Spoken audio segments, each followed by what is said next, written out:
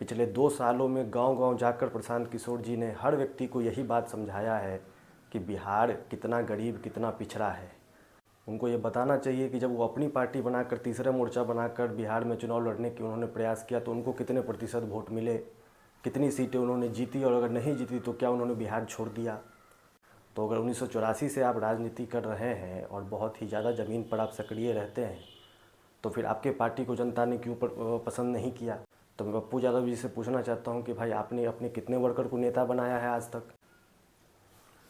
नमस्कार दोस्तों, मेरा नाम अभिषेक नरेंद्र सिंह है और पिछले 2-3 दिनों में आपने देखा होगा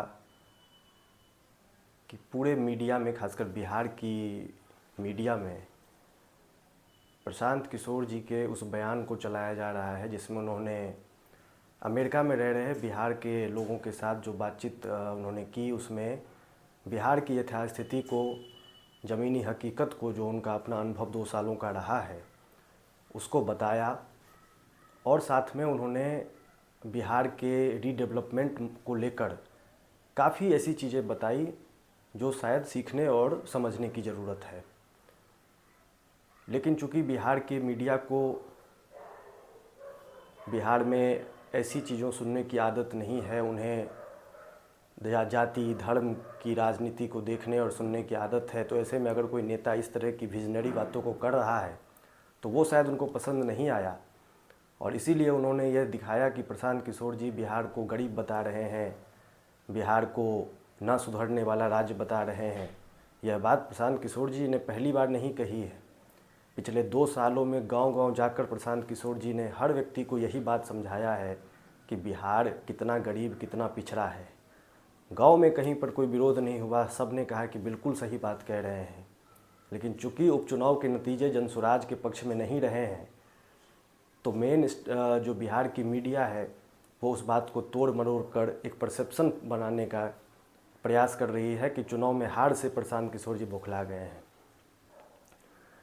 तो लोगों को समझना चाहिए, बिहार के पत्रकारों को समझना चाहिए कि प्रशांत किशोर जी ने जितनी भी बातें उस दिन अमेरिका में जो बिहार के लोग रह रहे हैं उनसे कही है, वह बातें इतनी विजनरी है। इस तरह के रीडेवलपमेंट मॉडल पर बिहार का कोई नेता बातचीत नहीं करता है, और उसी के बहाने बिहार के कई ऐसे नेता हैं जो बड़बोले नेता हैं, जिनकी राजनीति कहीं ना कहीं हाशिए पर है, वो लोग भी प्रशांत किशोर जी को निशाना बना रहे हैं।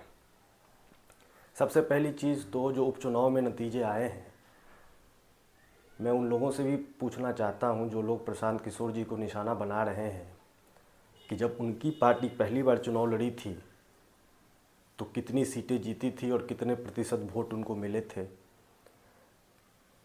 एक नेता हैं बिहार में, पूर्णिया के सांसद आदरणीय पप्पू यादव जी, उन्होंने प्रशांत किशोर जी को लेकर कहा कि उनको बिहार छोड़ देना चाहिए। पप्पू यादव जी वही नेता हैं जो पिछले 10 सालों से अपनी पार्टी बनाकर प्रयास कर रहे थे। उनको ये बताना चाहिए कि जब वो अपनी पार्टी बनाकर तीसरा मोर्चा बनाकर बिहार में चुनाव लड़ने की उन्होंने प्रयास किया तो उनको कितने प्रतिशत वोट मिले, कितनी सीटें उन्होंने जीती, और अगर नहीं जीती तो क्या उन्होंने बिहार छोड़ दिया। उस हिसाब से उनको भी बिहार छोड़ देना चाहिए। वो कह रहे हैं कि हम 1984 से राजनीति कर रहे हैं, तो अगर 1984 से आप राजनीति कर रहे हैं और बहुत ही ज़्यादा ज़मीन पर आप सक्रिय रहते हैं, तो फिर आपके पार्टी को जनता ने क्यों पसंद नहीं किया। आपकी पार्टी को जनता ने कितने प्रतिशत वोट दिए जब जब आपने चुनाव लड़ा, ये बात भी आपको बतानी चाहिए। वो कह रहे हैं कि प्रशांत किशोर जी अपने वर्कर के लिए खड़े नहीं रहते हैं। तो मैं पप्पू यादव जी से पूछना चाहता हूं कि भाई आपने अपने कितने वर्कर को नेता बनाया है आज तक। आपने भी तो अपने वर्कर को आप भी नहीं पूछते हैं। तो ये सब चीज़ें ऐसी हैं जो कि किसी के खिलाफ़ बोलना बहुत आसान है। पप्पू यादव जी जैसे नेताओं को थोड़ा सा अपने गिरेबान में झांकना चाहिए कि इतने लंबे कैरियर में भी, इतने लंबे वर्ष से वो राजनीति कर रहे हैं, कितने प्रतिशत वोट उनको बिहार की जनता ने दिया है। और अगर किसी व्यक्ति को, किसी पार्टी को पहली बार में जनता ने 10% वोट दिया है, जो कि एक उपचुनाव है, और उपचुनाव हमेशा जो सत्ता में रहती है उसी के पक्ष में जाता है, तो फिर पप्पू यादव जी जैसे नेताओं को बोलने से पहले थोड़ा सा सोचना चाहिए। क्योंकि एक लोकतंत्र में एक शिष्टाचार ये भी है कि अगर आप सीनियर नेता हैं और अगर आप बहुत लंबे समय से राजनीति कर रहे हैं तो दूसरे व्यक्तियों का सम्मान करना भी अपने आप में एक शिष्टाचार है। तो इस तरह से जब आप प्रशांत किशोर जी के बारे में अपशब्द कहते हैं, प्रशांत किशोर जी को बिहार छोड़ने की, राजनीति छोड़ने की सलाह देते हैं, तो निश्चित तौर पर आपको अपने गिरेबान में एक बार झांकना चाहिए और देखना चाहिए कि जब आपने पार्टी बनाई, जब आपकी पार्टी ने तीसरे मोर्चा बनाने का प्रयास किया, तो आपको तो वो भी 10% वोट लोगों ने नहीं दिया।